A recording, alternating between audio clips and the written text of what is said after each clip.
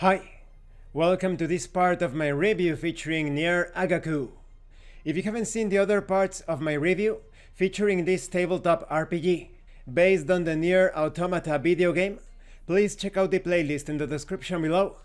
This time we are going to talk about the Game Masters section, and I'm going to give you my final thoughts on this RPG. I'm going to be avoiding spoilers because I know that there are players watching this review. When it comes to the Game Master section only, it contains details about mechanics that only the Game Master should be privy to.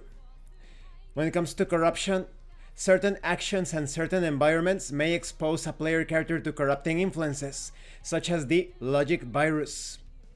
There's also the optional mechanic of memory loss. Concerning the horrible truths, this is about the metaplot, the secrets that will be revealed throughout the campaign.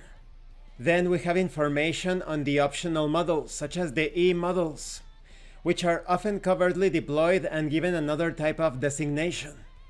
If a player would like to play an E model, they should ideally approach you, that is the Game Master, in private, so that their secret cannot be metagamed. You also have details on the P models. They are a way to give your player or players a special benefit that's entirely unique and otherwise different from those presented thus far. When it comes to the O model, this is a logistical model that provides intel and missions for units in the field, as well as collecting and compiling command level data. Should a player want to play as an O model, it is important to stress to them that their role is to be the party's logistical support. In a way, playing an O model is like being a co-game master in terms of information communication.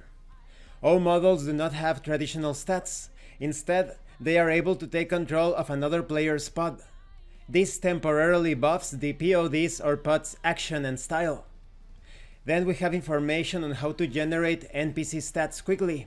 You even have some sample enemies, such as average enemies, hard enemies, and even different types of bosses. Then you have advice on how to run the game, failing forward, using risk effectively and fairly, remembering rule 0, that is, the rules are there to help you, not to hinder you. There are also details covering character death and how not everything needs to be about combat. Then you have another section called This Cannot Continue. This is a huge spoiler section. This is all about the Drakengard series. You know, many of the NieR Automata fans know that things began with Drakengard, so this is all about that. I am going to be avoiding this section entirely because there are some really big spoilers. And this concludes this review of NieR Agaku. What do I think about it? I think this is a great tabletop RPG to represent those sorts of situations that you would see in NieR Automata. Now, there are a few rough edges, some of the explanations. For example, they refer to tabletop role-playing games as a collaborative storytelling experience, and that is false. It's a collaborative role-playing experience. You are not telling a story. The story is created, it is revealed, not through telling, but through roleplay, describing your character's actions. I'm going to put a link in the description called The Difference Between the Role-Playing and Acting Confusion. Please check it out if you don't know what role-playing is all about. But the system and the theme function great. They work together in harmony. And this is a very simple system. If you come here from Dungeons & Dragons 5th edition, this is even easier to understand. So my highest recommendation for NieR Agaku.